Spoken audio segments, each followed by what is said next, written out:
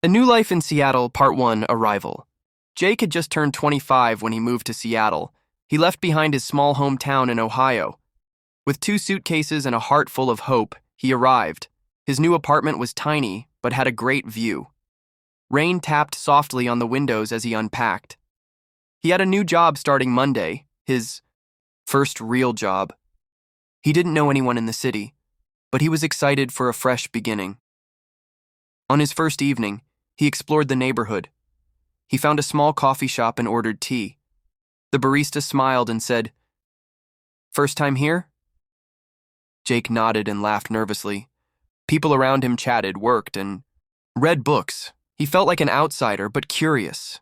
He took a deep breath and smiled to himself. This is it, he thought. Time to grow. And with that, a new chapter began. Part 2, the first week. Monday morning, Jake dressed carefully for work. The office was modern, bright, and full of strangers. He met his manager, Tom, a friendly, middle-aged man. Tom introduced him to the team with a warm smile. Jake's desk was next to a woman named Maya.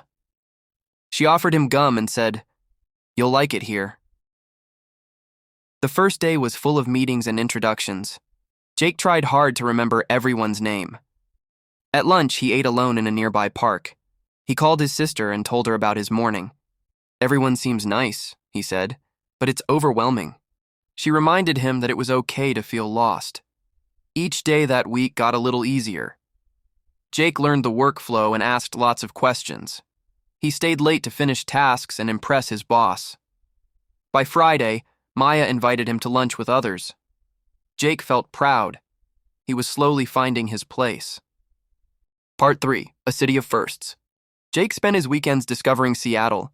He visited Pike Place Market and watched fish fly. He tasted local seafood and bought a second-hand raincoat.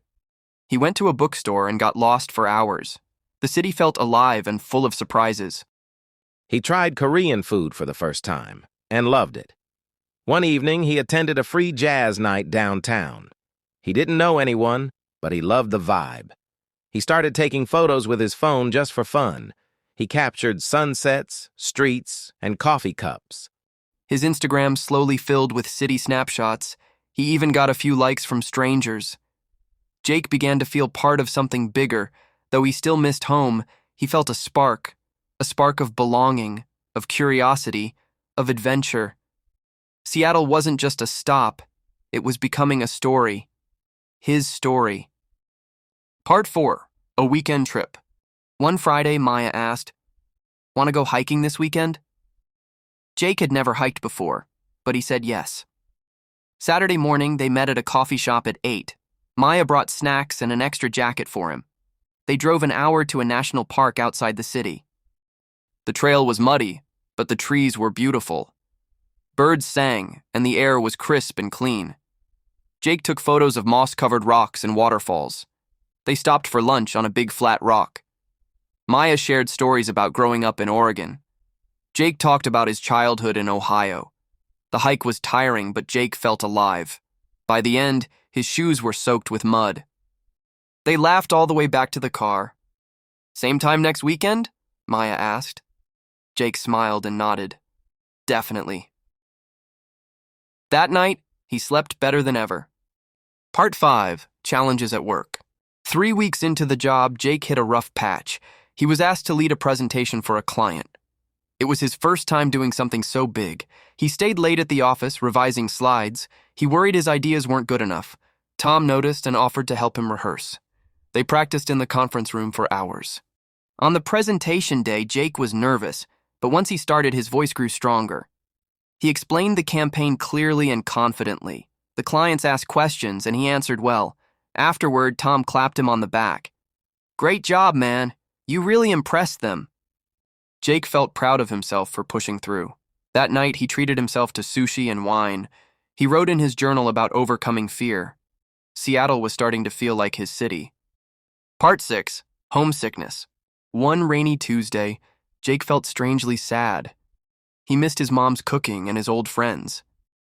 The city felt big and distant that day. Work had been stressful, and he felt tired. He walked home without his usual energy.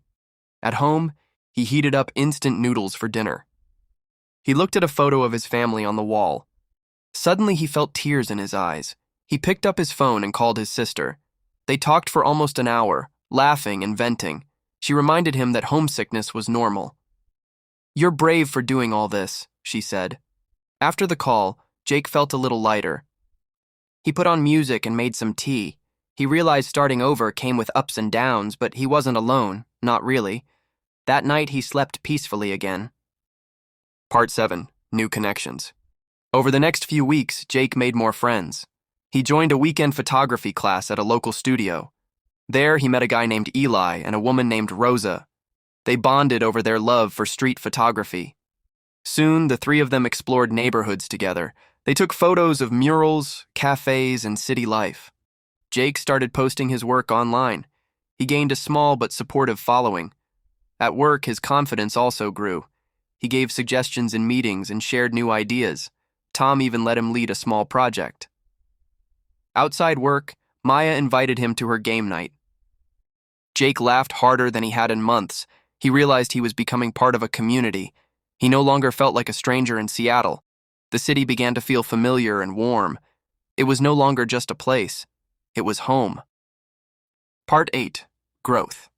Jake's one-year work anniversary came faster than expected. He had grown in skills, friendships, and confidence. Tom offered him a full-time position with a raise. Jake accepted with gratitude and excitement. He celebrated with pizza and champagne with his friends. Looking back, he barely recognized the nervous guy who arrived. He had faced tough days, but they made him stronger. Seattle taught him how to start from scratch. He learned to trust people and himself. He began mentoring a new intern at the office. Helping someone else reminded him of his own beginning. His journal was now filled with memories and lessons. Some pages were messy, some joyful, but they were all real. He planned a trip to visit home over the holidays. For the first time, he wasn't running from anything. He was going back simply to share how far he'd come. Part 9. Coming home. Jake arrived in Ohio 2 days before Christmas. His mom hugged him tightly at the airport. The town was snowy, quiet, and full of memories. He visited old friends and favorite spots. At dinner, he told stories about life in Seattle. His sister teased him, "You sound like a city guy now." He laughed. "Maybe I am." But deep down, he knew he was a mix of both worlds, the boy who left and the man who returned. On Christmas Eve, he sat by the fire with his family. They shared food, stories, and laughter. Jake felt warm, peaceful, and full of love. He realized success wasn't just about work. It was about feeling connected and whole. That night, he wrote one final journal entry for the year. "Thank you," he wrote, "for every twist and turn." Then he closed the book with a smile. Part 10. Moving forward. Back in Seattle, a new year had begun. Jake returned with fresh energy and ideas. He started volunteering at a youth center on weekends. He wanted to give back to the city that shaped him. Maya got promoted, and they celebrated at the Jazz Cafe. Eli and Rosa hosted a photo exhibit of their work. Jake added 3 photos of his own.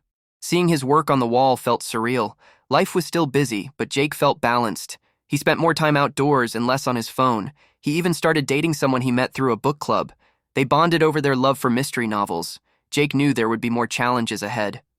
But he had learned how to face them. He no longer feared change, he welcomed it. And as he looked at the Seattle skyline, he whispered, "This is just the beginning."